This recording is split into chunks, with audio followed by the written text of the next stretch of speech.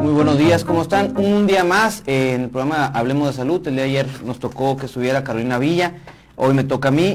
Hoy traemos un gran tema, sobre todo en el tema de los niños y adolescentes, es cómo tratar a los niños y niñas adolescentes con trastorno del espectro autista en la contingencia. Hoy tenemos al psiquiatra infantil y adolescente, al doctor Gilberto González Mellado, sinaloense, de Guasave, Sinaloa, y adoptado aquí en Sonora. Bienvenido, doctor. ¿Cómo estás? Muy buenos días. Muchísimas gracias por la invitación. Aquí estamos listos para iniciar la conversación. Básicamente va a ser una plática en relación hacia lo que muchos papás y muchos maestros y muchos de nuestros profesionales nos hacen día a día en relación a lo que es el trastorno del espectro autista y qué hacer y qué no hacer durante este periodo de la contingencia. Y también quiero decirle que el doctor Gilberto González, aparte que lo hacen dentro del programa de salud emocional que dirige el doctor Tom Payán, es un psiquiatra que nos está apoyando 24/7 durante toda esta contingencia, apoyando a nuestros compañeros médicos, enfermeras, todo el personal de salud. Y la última llamada fue la primera llamada que tiene desde las 3 de la mañana apoyando a todos ellos. Un reconocimiento a todo el equipo de salud mental, a todo el reconocimiento a la profesión de ustedes que también están en la primera línea de batalla en los hospitales. Doctor, platícame, ¿qué es el trastorno de espectro autista? Mira, el trastorno de espectro autista, así como lo define, es el espectro es algo, así se lo explicamos en consulta a los papás, es como si aventamos una piedra al agua, ¿no? Entonces, la onda, bueno, esa piedra genera una onda. Cada onda es igual en la cuestión del diámetro, digamos, de la forma, pero no en el diámetro. Entonces, espectro significa que es un grupo de padecimientos del neurodesarrollo. ¿Qué significa esto? Que afecta todo lo que son las áreas del desarrollo, desde la parte del lenguaje, la parte social, la parte emocional, la parte cognitiva. La cognitiva es la parte del aprendizaje y hasta la parte psicomotriz y la parte sensorial.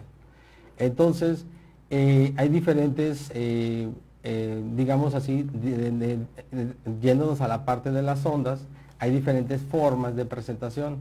Entonces, dentro de estas, si nos ubicamos en lo que son las ondas que generan esa piedra que aventamos al agua, depende el tamaño, es la penetrancia, digamos así, porque es un problema neuropsiquiátrico que tiene mucha relevancia genética. O sea, una gran penetrancia genética, y es ahí la gran importancia para el impacto que va a generar en la presentación de los síntomas. Que cabe hacer mención que dentro de del espectro del autismo están lo que es el autismo infantil, lo que es el síndrome de Asperger, el síndrome desintegrativo infantil o el síndrome de Heller y el autismo no especificado. Doctor, ¿qué siente un niño con autismo? ¿Qué siente un joven con autismo? ¿Cuáles son sus emociones? Un niño con autismo tiene todas las emociones, así como están más desarrollados que las emociones que nosotros. Son muy sensibles. Lo que son los órganos sensoriales, no son 5, son 7 órganos sensoriales. Entonces, lo que es vista, olfato, gusto, tacto, oído, y tenemos 2 más, que es la parte propioceptiva, que es la presión, y lo que es el equilibrio. Estos no están considerados, son la parte sensorial interna. Entonces, lo que siente un niño con autismo son ciertos ruidos, ciertas luces, ciertos movimientos que a lo mejor para nosotros nosotros lo podemos percibir como normal a ciertos decibeles, pero hablando específicamente del oído, pero para ellos no. Por ejemplo, el encender una licuadora para ellos es como ponerlos no sé, con la tuba, o sea, si yo soy sinaloense, a todo lo que da en sus oídos. Simplemente el encender la licuadora los desespera, los angustia y tienen que salir casi corriendo. El ruido de la secadora les molesta. Igual en la parte de vista les llama mucho la atención ciertos colores. Entonces, si nos vamos por áreas, es muy diferente el sentir de un niño dentro del espectro de autista a un niño normotípico. Entonces, por eso es que debemos de tener estar muy pendientes de los niños que están dentro del espectro, porque hay ciertas circunstancias que nosotros dentro de la vida diaria las hacemos y con el mejor de nuestros afán de estar o entretener al niño y realmente le molestan. ¿Sí? Como qué son esas cosas. Por ejemplo, muchas veces los cargamos, los aventamos con la forma de jugar con ellos y la parte del oído, que es la parte propioceptiva, bueno, la parte del equilibrio les molesta, se angustian muchísimo. Entonces, en la parte de las emociones, ellos no son capaces de externar así como me desagrada tal situación, tal conducta no me gusta, ¿sí? Porque como dentro del espectro, los niños que cubren los criterios están a las alteraciones de lo que es el lenguaje en dos vías. El lenguaje tanto en la parte de cómo recibo la información, que se llama el lenguaje receptivo, como en la parte expresiva. Es uno de los focos o datos de alarma que debemos de tomar en cuenta de etapas muy tempranas. Si un niño antes de los 2 años de edad no ha desarrollado nada de lenguaje, no presta atención cuando le hablamos por su nombre, o a ciertos detalles o ciertas luces o ciertos movimientos o ciertos juguetes, eso ya nos tiene que alertar a los papás o a los cuidadores que estamos hablando posiblemente de un niño que posiblemente va a desarrollar un trastorno del espectro autista. Entonces, el hecho del qué siente es un boom de emociones, porque tenemos 7 áreas que las tenemos activas desde que despierta hasta que duerme. Estamos hablando con el doctor Gilberto González. Él es médico psiquiatra infantil y adolescente, con el tema del espectro autista en la contingencia. Doc, ¿cómo puedo detectar o a qué edad se empieza a detectar un niño con autismo? Y la otra pregunta que te hice ahorita antes de iniciar el programa es, ¿hay personas adultas con autismo que no sabemos que lo tenemos? Bueno, la respuesta a la primera pregunta es los niños, ¿cómo detectarlos? Tenemos en CIDEN, bueno, en la institución en la cual yo trabajamos laboramos, contamos con un gran equipo y hemos hecho pruebas que ya están estandarizadas para hacer las evaluaciones antes de los 2 años de edad. ¿Qué significa esto? Nos llegan niños entre 1 año, 8 meses, 1 año, año y medio, y ya podemos estar haciendo un diagnóstico. Un diagnóstico que se llama tan prematuro que el pronóstico va a ser mucho mejor. A lo que nosotros llamamos y nos debemos de enfocar son a estos signos que los tenemos casi así como en carteles grandes, que son los datos de alarma, ¿sí? Entonces, yéndonos por los hitos de crecimiento, los hitos del desarrollo que nosotros evaluamos, lo primero que evaluamos es el desarrollo del lenguaje. Todo niño que tiene problemas en la cuestión del lenguaje, cuando le hablamos, que es el lenguaje receptivo, y no recibe la información, y no voltea, no establece contacto visual antes de los 2 años de edad, es un dato duro o es un dato de alarma. Si no emite ninguna palabra antes de esta edad, tenemos que llevarlo a evaluación. Si un niño tenemos que le molestan los ruidos o no tolera, por ejemplo, que mamá lo cargue en brazos, es otro dato de alarma. Si le preguntamos a mamá, ¿la ve a los ojos cuando le da el pecho o le da el biberón? No voltea, no está haciendo otras cosas, es otro dato de alarma. Cuando le pongo cierta ropa, específicamente que ahorita, bueno, todos queremos que rápidamente crezcan para ponerles las mezclillas y los tenis y lo demás, le ponemos algo que no es cómodo, básicamente no toleran las texturas. A esta edad presentan cuadros de llanto, les retiramos la ropa, les ponemos ropa cómoda y básicamente ese es otro dato de alarma. Entonces es una lista, pero esos son los principales que tenemos que tener en cuenta para hacer lo que es el diagnóstico temprano o el diagnóstico precoz y tener una mucho mejor evolución o una intervención temprana para que su pronóstico sea mucho mejor. En relación a la segunda pregunta, tenemos algo que se llama síndrome de Asperger, ¿sí? Que está dentro de los diagnósticos del trastorno del espectro autismo, del espectro autista, y lo que es el trastorno no especificado. ¿Qué significa? Que no cubre todos los criterios para un autismo. Entonces posiblemente estos niños son muy funcionales, tienen problemas en las habilidades sociales. ¿Qué significa esto? No saben cómo iniciar, cómo mantener o cómo terminar conversaciones. Son los que pasamos, por ejemplo, en primaria o kinder primaria, los niños que están solos, que están retraídos, los niños que son socialmente no bien adaptados, o lo que decimos el serio. Entonces, el serio ahorita ya no tenemos que estar con él viendo o evaluando si es un trastorno de las habilidades sociales o realmente es un problema que cabe dentro del trastorno del espectro del autismo. Nos hemos encontrado, y de hecho mucho en las evaluaciones que hacemos, que es un protocolo amplio que hacemos en CIDEN, cuando estamos haciendo la batería diagnóstica y hacemos las preguntas, los papás levantan la mano y dicen, todo eso que acaba de preguntar me pasaba a mí, me ocurría a mí y me sigue ocurriendo.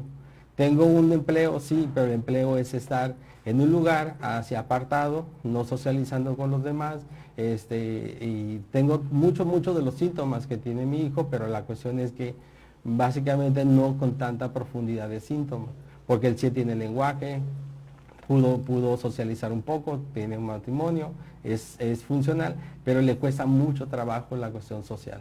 Y ahí se dan cuenta que tienen el trastorno de... Que el gen no se expresó en su máxima penetrancia y realmente, como dicen ellos, me tocó una embarrada del gen. Entonces cuando nos damos cuenta que el trastorno del espectro autista está presente y se puede hacer el diagnóstico. Aún así, de hecho, lo más frecuente es verlos en la consulta. Es hereditario. Es hereditario, tiene una penetrancia muy elevada, ¿sí? Entonces es una pregunta que nos hacen los papás muy frecuente, en la cuestión de que si mi primer hijo tiene el diagnóstico y van a consejo genético, para la cuestión, mi segundo hijo va a tener el diagnóstico. Y puede. Sí puede, es el 50-50, es el 50%. Entonces de posibilidad que tenga el diagnóstico o el 50% de que no tenga el diagnóstico. ¿Tendremos algún número de población de niños, de jóvenes, de adultos con autismo en Sonora? Las estadísticas, como nosotros somos, así como estadísticas a nivel global, de las desconozco ahorita, pero a nivel de la población que acude con nosotros a CIDEN, que es canalizado, digamos de cada 10 niños que van por uno o dos de los síntomas que acabamos de mencionar, al menos 4 o 5 si les establecemos el diagnóstico.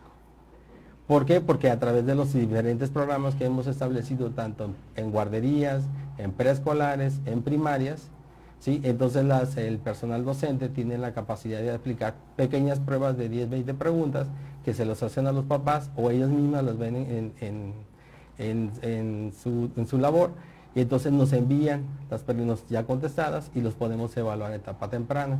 Es diferente a la población abierta. Entonces la proporción a nivel a población abierta es mucho más bajo que a la población que va con nosotros directamente con una sospecha diagnóstica. Por eso que el porcentaje es mucho más alto. Mándenos sus preguntas. Aquí está el doctor con nosotros, el doctor Gilberto González. Estamos hablando sobre el trastorno de espectro autista en la contingencia. Nos estamos saliendo un poquito de las preguntas, pero creo que la gente también quiere saber. ¿Una persona con autismo, un niño con autismo, puede llevar una vida normal? ¿Cuál es su promedio de vida? Hay a lo mejor diferentes volúmenes de autismo. ¿Cómo es esto, amigo? Mira, el autismo hay que dejar claro que hay algo que se llama, ya que establecemos el diagnóstico de autismo, así les explico, te voy a explicar cómo yo les explico a los papás en consulta. Ya que hacemos el protocolo de evaluación, les decimos, su hijo tiene el diagnóstico de autismo, ahora hay que determinar la funcionalidad. La funcionalidad son todas aquellas capacidades y habilidades que tiene el niño de acuerdo a la edad del desarrollo en la cual acudió con nosotros a consulta. Entonces tenemos 3 niveles, baja, mediana y alta funcionalidad.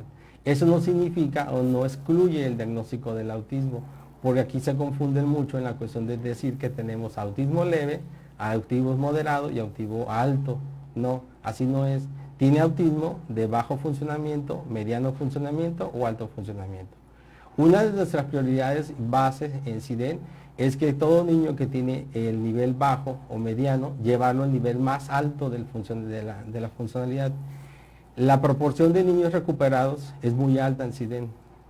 Dirán los papás, se nos desesperan un poco en la cuestión de las consultas, pero somos el único centro, ¿sí?, que contamos, bueno, dentro de la parte del noroeste, que recibe y atiende pacientes con todos los protocolos, así desde el inicio hasta que se da de alta, con alta funcionalidad un niño.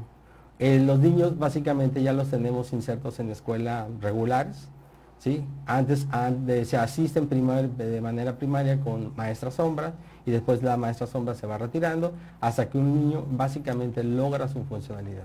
Si nos vamos un poco hacia atrás, antes de la existencia de SIDEN, el índice de funcionalidad de un niño o la proporción de funcionalidad era muy bajo. Los teníamos básicamente en otro tipo de escuelas. Entonces ahorita básicamente con las capacitaciones de los maestros, con la paciencia de los papás y que son nuestros coterapeutas número uno, un niño cada vez con autismo se está volviendo cada vez más y más funcional. Hemos llegado a tal nivel que hay niños con autismo que tienen diagnóstico, llegan a funcionalidad alta y ellos mismos son capaces de transmitir información a otros compañeros.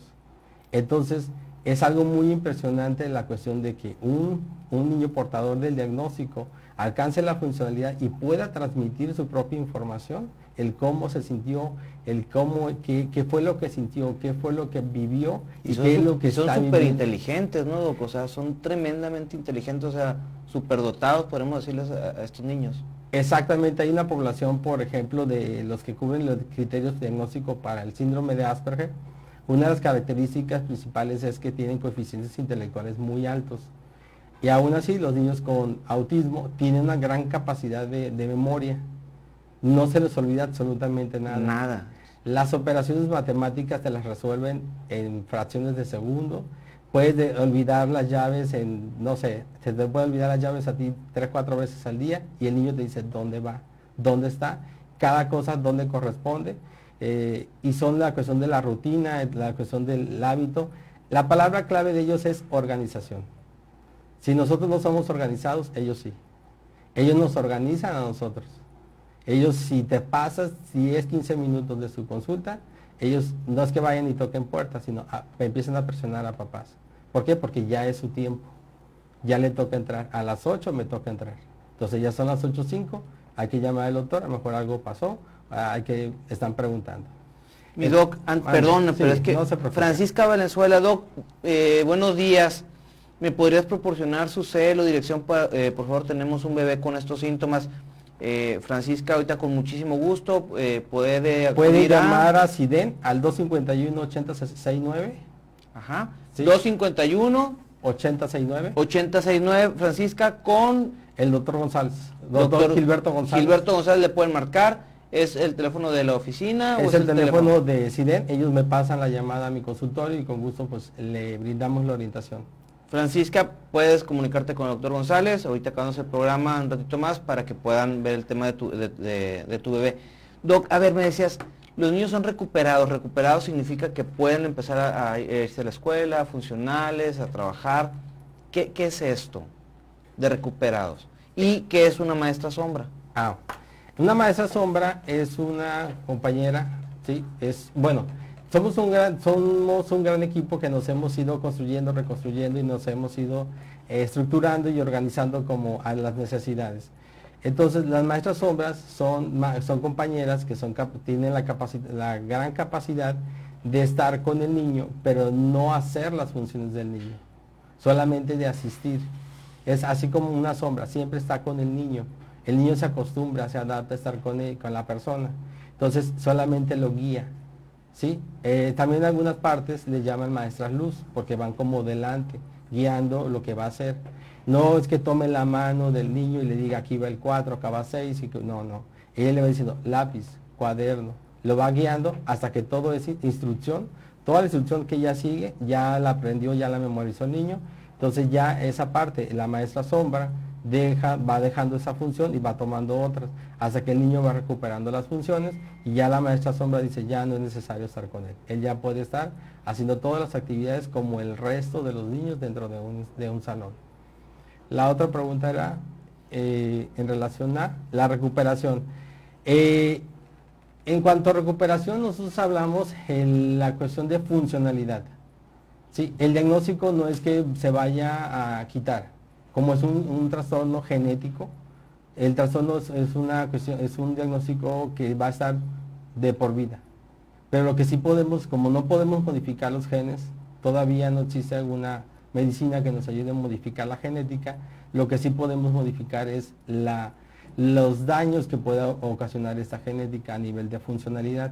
Entonces, eso es lo que se encarga el equipo de las compañeras de psicosociales, que son las compañeras neuropsicólogas, de ir haciendo el neuroentrenamiento y dando capacitaciones, adiestramientos a personal, a los maestros, a los papás, que como les menciono, de darles todas esas herramientas necesarias para el funcionamiento del niño y hasta que alcance la función más elevada, tanto en lenguaje como en vida social, como en vida de salir a comprar algunas cosas. Se van haciendo poco a poco, hasta que un niño se vuelve lo más funcional posible. Escuela, primaria. Escuela, amigos, tenemos un alto índice, voy así a tomarme, no es que yo me tome la cuestión de la atribución únicamente, sino de todo el equipo SIDEN, realmente trabajamos como un engranaje, así. Yo me levanto del consultorio, voy al consultorio de la compañera y le digo, mira, vamos a tal nivel, vamos a ponernos de acuerdo, sí. Hay que presionar un poco, sí, papás, presionamos un poco, ajustamos algo o desajustamos, pues bájale un poco y así estamos trabajando día a día. En la cuestión de hacer los abordajes con la familia, porque si la familia, hay una palabra muy importante, si no tiene conciencia de la enfermedad, de lo que está ocurriendo y piensa y cree y siente que no va a haber ningún resultado, desde ahí estamos limitando al niño en la cuestión de la funcionalidad. Entonces, pero tenemos un alto porcentaje de niños afortunadamente que están ahorita básicamente con un nivel muy alto de funcionalidad, muy alto. Hacemos algo con los papás que no sé, me llama mucho la atención, que cuando ahora con la tecnología les empiezan a comprar celulares. Y entonces les compran celulares cuando ellos se imaginaban que jamás iban a ser capaces de usarlos. Entonces, de repente recibo mensajes de niños de andar a la consulta y lo que escriben y el sentir del escribir, o sea, te lo plasman de una forma que parecen escritores.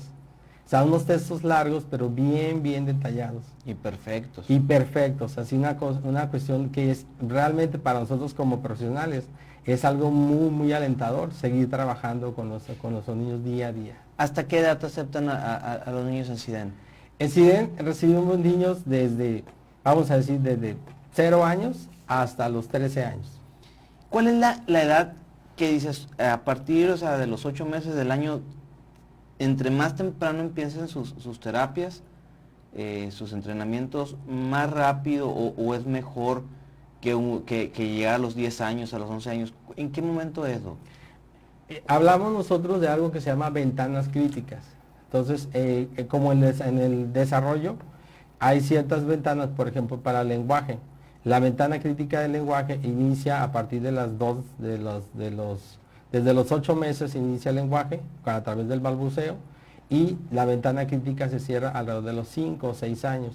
No significa que un niño no vaya a desarrollar lenguaje después de los 6 años, sino tenemos todo ese periodo para nosotros darle la terapia para hacer que el niño adquiera lo que es el lenguaje, ¿sí? Pero hay papás que dicen, no, es que así era mi esposo, así era mi suegra, tardó mucho en hablar, y se esperan hasta que ya llegan a una etapa de 6, 7 años. No decimos que no van a hablar, pero sí les informamos que vamos a tardar un poco en rehabilitarlos y vamos a tardar un poco en la cuestión de adquirir mayor funcionalidad, porque este núcleo a nivel cerebral se cierra y hay que volverlo a abrir, y eso se llama rehabilitación del lenguaje. Yo que es diferente, a los 5 años empecé a hablar yo. ¿sabes? Que es diferente a lo que es una terapia de lenguaje o terapia de estimulación del lenguaje. La terapia de estimulación del lenguaje se da desde los 8 meses hasta los alrededor de 2, 3 años. Estimulamos al niño que hable y después a ciertos niños de esa edad damos la terapia del lenguaje, pero si ya pasó los 7 años se llama rehabilitación del lenguaje. Mi doc, traemos ahorita un tema, estamos en plena contingencia, tenemos, ya no sé cuántos días tenemos en contingencia, creo que son más de 100 días, 110 días que hemos estado trabajando con ese tema. Nos queda claro que el coronavirus, el COVID-19 llegó para quedarse, llegó para vivir con nosotros, pero sin embargo ahorita seguimos en contingencia. ¿Qué pasa ahorita con nuestros niños, con nuestros jóvenes que están en sus casas con ¿cómo se dice? Trastorno de espectro autista, para no equivocarme? Ajá. ¿Qué está pasando con ellos ahorita? Lo que está pasando con ellos, digamos, vamos a verlo de la parte de las cosas que están pasando a favor, ¿sí? Porque si hablamos de las cosas que están pasando en contra, pues los papás van a entrar con mayor angustia. No, ya en contra ya traemos mucho. Mejor hablemos a favor. A favor. Bueno, ¿qué pasa con nuestros niños? Ahorita como tenemos, vamos a decir así, mayor oportunidad de estar en contacto con ellos, padres, hijos, tenemos mayor oportunidad de estar estimulando las diferentes áreas del desarrollo. Tanto el lenguaje, tanto la parte cognitiva, o sea, cognitiva la cuestión del aprendizaje. A lo mejor si mi hijo no sabía colores, ya lo enseñas a que aprendiera los colores, no decía más que 2 palabras, a lo mejor ya ahorita ya dice 20. Es lo que nosotros esperamos, que cuando ya regresemos a la normalidad, a la nueva normalidad, tengamos un gran avance en las diferentes áreas del desarrollo.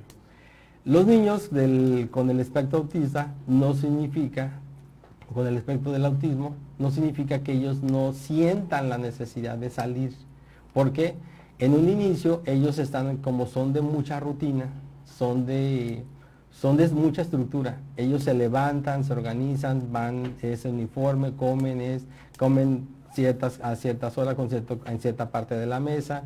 No, si le quitan su lugar, bueno, se molesta, tiene que ser su lugar. El cambiarles esa rutina, básicamente en la primera etapa, creo que sí hubo un desajuste dentro del primer mes cuando dejaron de asistir a la escuela. Entonces, pero para estas etapas, que ya tenemos bastantes días en la cuestión del confinamiento, creo que los papás ya están iniciando o ya iniciaron o están ahorita en el proceso de adaptación en la cuestión de las nuevas rutinas dentro de casa. La mayor parte de los papás que asisten a CIDEN o a otras instituciones ya tienen programas establecidos. Entonces, la indicación aquí para nuestros papás es seguir lo que son las rutinas, establecer lo que es el orden. Ese orden que ellos cuidan mucho. ¿A qué hora me voy a levantar? ¿A qué hora voy a comer? ¿A qué hora voy a hacer actividades académicas? ¿A qué hora voy a jugar? ¿A qué hora voy a ver tele? ¿Hasta qué hora me voy a dormir?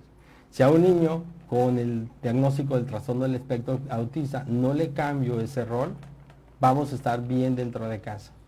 Pero la cuestión es, como siempre le digo, si un adulto se me desorganiza, se me desespera y se me angustia, la repercusión va a ser para un niño, va a ser para el niño con o sin el diagnóstico de autismo. Tener un niño con autismo en casa es una bendición de Dios. Básicamente sí. Lo digo en la cuestión de la experiencia de tener un familiar cercano con ese diagnóstico, no propiamente autismo, pero sí Asperger. Él nos ha básicamente cambiado la vida en la cuestión de orden, estructura, qué dices, qué no dices, qué evitar comentar, cómo decirlo, hasta ponernos a estudiar palabras que él se aprende, así como la que decimos palabras domingueras, porque no sabíamos el significado. Entonces, para nosotros básicamente fue un cambio completamente de toda la vida. Entonces, por eso entiendo, comprendo y acepto los enojos de los papás muchas veces porque quieren ver esa funcionalidad rápidamente o llegar a lo que es la parte de la normotípico de un niño, así le llamamos normotípico, por no decir la palabra normal. Entonces, entiendo porque como familiar, ¿sí?, de un niño que está dentro del espectro del autismo, por eso es que esa parte sensible trato siempre mucho de psicoorientar a los papás, generar esa parte de que se llama conciencia de enfermedad, No es que la acepten así a la primera, que lleguen a la consulta y ya salgan con el diagnóstico, no, irlos guiando, irlos apoyando, porque ellos también como papás tienen el sentir en la cuestión de que ellos necesitaban, querían un hijo normotípico. Entonces en el proceso de aceptación viene la negación. Entonces en esa negación los papás se enojan, están muy molestos.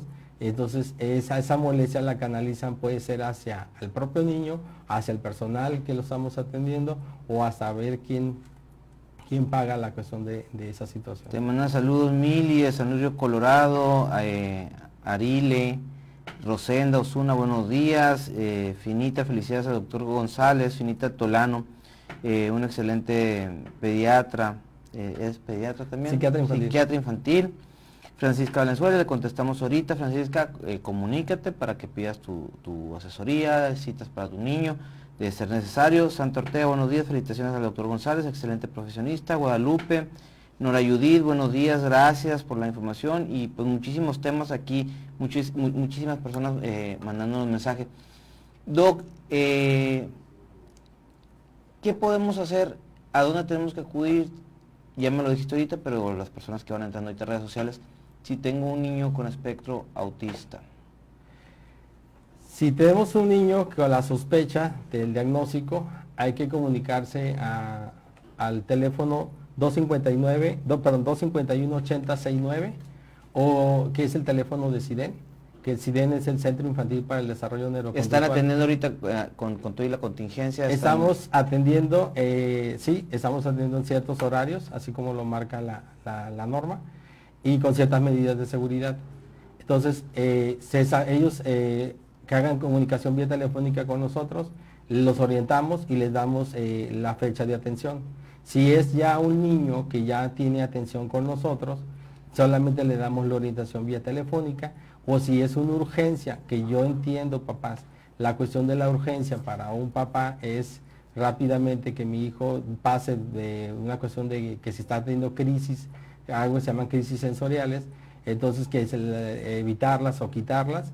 Sí, yo las entiendo que son urgencias para los papás, pero nosotros los podemos orientar vía telefónica para no exponer al niño que salga a calle.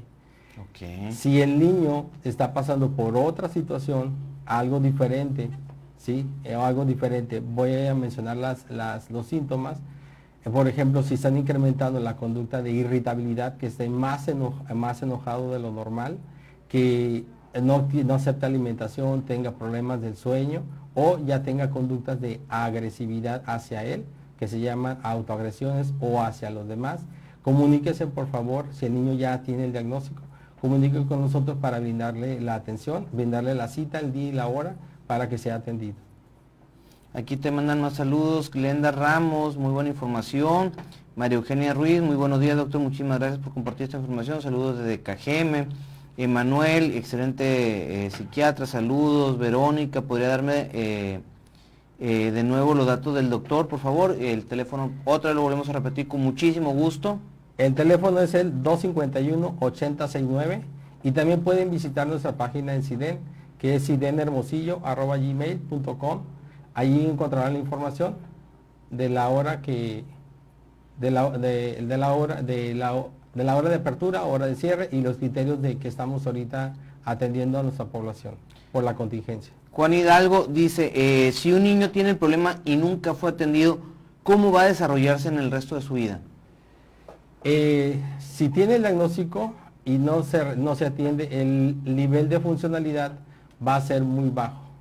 Es aquí donde la cuestión de que muchos de nuestros niños llegan entre los 10, 12 años y no decimos que ya no podemos hacer nada por él. No, aquí lo que tenemos que hacer es trabajar un poco más fuerte, ¿sí? Mucho más fuerte con los papás, así se los hacemos ver, para tratar de recuperar la mayor funcionalidad posible. Entonces, muchos de esos niños que cubren criterios del trastorno del espectro del autismo, que no fueron atendidos, llegan a etapas a esas edades y son confundidos con otros diagnósticos. Entonces, esos diagnósticos tenemos que irlos puliendo poco a poco hasta que realmente sacar todo lo que es en la línea de vida del niño. Entonces ya les establecemos los diagnósticos que tienen los papás hasta el momento de la evaluación. Si un niño no es atendido, el nivel de funcionalidad va a ser subóptimo. por abajo del promedio. Entonces, lo que se espera es que tenga un funcionamiento muy bajo. Doc, ya para cerrar este bloque el día de hoy, platícame cómo estás apoyando ante esta contingencia. Estamos platicando que parece call center, nuestros teléfonos, nuestras casas, y lo hacemos con gusto porque amamos lo que hacemos. ¿Cómo estás colaborando en esta pandemia extra lo que ya normalmente estás haciendo? Mire, estamos atendiendo a los compañeros del área de salud a través de vía telefónica. Todo compañero del área de salud o que esté en la primera línea de batalla con la enfermedad, igual hay muchos de ellos ante esta enfermedad del COVID, muchos de ellos me están contactando y yo con mucho gusto estoy recibiendo sus llamadas, haciendo contención, dando orientación, haciendo estas medidas. Es algo que me sacaste te lo comenté al inicio. Entonces, de esa forma es la forma en cómo estamos haciendo, nosotros estamos apoyando a nuestro propio personal para que ellos sigan estando emocionalmente estables en la primera línea de batalla. Y tanto a los que están en la primera, segunda o los que están en la línea de batalla, y también estamos atendiendo lo que son familiares ante la pérdida de algún familiar cercano. ¿Sí? Entonces ellos se comunican directamente a SIDEN y les damos una orientación, y en caso de ser niños menores de 13 años los recibimos nosotros en SIDEN o los enviamos a otra institución. Pero sí, parecemos call center recibiendo llamadas día y noche en la cuestión de darles ese apoyo en la parte emocional. Desafortunadamente, pues sí, no es que me canse, sino que son demasiados casos y quisiera yo atenderlos a todos al mismo tiempo. Solamente nuevamente les pido que me den un poco de paciencia. Llevo la atención de casi todos los que me llaman y yo les regreso la llamada lo más inmediatamente posible, o cuando ellos tengan la oportunidad me vuelven a mandar mensaje y estamos ahí atendiendo la parte emocional de nuestros compañeros. Doctor, por último, ahorita estamos viendo la pandemia, las personas, muchas están perdiendo la batalla. Si ocupamos ayuda para un niño, para un joven que perdió a sus papás, que perdió a su mamá por COVID, ¿podemos ir a buscar ayuda al SIDEN o dónde tenemos que ir a buscar esa ayuda? Sí, se pueden comunicar a SIDEN y nosotros los orientamos en la cuestión del manejo. Si es, por ejemplo, si un niño es menor de 13 años, igual, aunque no sea de 13 años, no es que nosotros los vayamos a recibir, a atender en ese momento, sino nosotros les podemos ayudar a la cuestión de la canalización al lugar donde lo puedan atender. Si ese niño estamos hablando, para mí niños son todos aquellos menores de 17 años. Sí, cabe hacer mención. Entonces, si es un mayor de 13 a 17 años, los canalizamos a otro lugar. Igual a la familia, les damos apertura a otro lugar. Hay unas líneas que están las 24 horas que están en las redes. A ver, si no las ponemos ahorita, se las ponemos ahorita al final del copy. Entonces, sí. Si tengo un niño, si tengo un joven, si tengo una persona adulta, puedo buscar ayuda en el equipo de salud emocional. El equipo de salud mental, en donde van a aparecer ahí al final los teléfonos donde se pueden comunicar. Ahí están las 24 horas en un equipo de profesionales recibiendo las llamadas, y en caso de ser muy necesario, ellos hacen digamos así como el gran filtro y nos canalizan al paciente que requiera la atención urgente de manera física, de manera que vaya de manera presencial con nosotros a la atención. Doctor, te agradecemos muchísimo esta entrevista, muchísimas preguntas, muchísimas dudas. Al final vamos a seguir contestando en redes sociales. Agradezco, reconozco, aplaudimos el trabajo que hacen ustedes, es un gran trabajo. El tener un niño con autismo es una bendición de Dios, así lo puedo yo expresar. Es una manera que nos enseñan a vivir. Tenemos lugares, instituciones serias como SIDEN para poderlos llevar a nuestros niños, y entre más temprano sea la atención especializada, creo que el diagnóstico para un futuro va a ser mejor, ¿no? Así es.